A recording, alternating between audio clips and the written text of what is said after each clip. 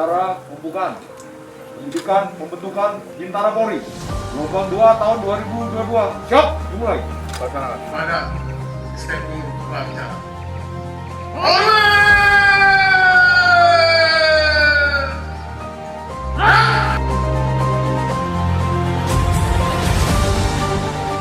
Upacara pembukaan pendidikan pembentukan Bintara Polri gelombang kedua tahun anggaran 2022. Siap dimulai.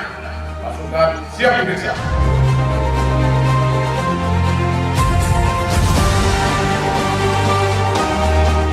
Pada hari ini Senin, tanggal 29 Juli 2022, pukul 08.50 waktu Indonesia Barat, dengan mengucapkan Bismillahirrahmanirrahim, menjadikan pembentukan Bintara Polri gelombang kedua tahun anggaran 2022 SPN Polda Aceh dengan resmi saya nyatakan dibuka.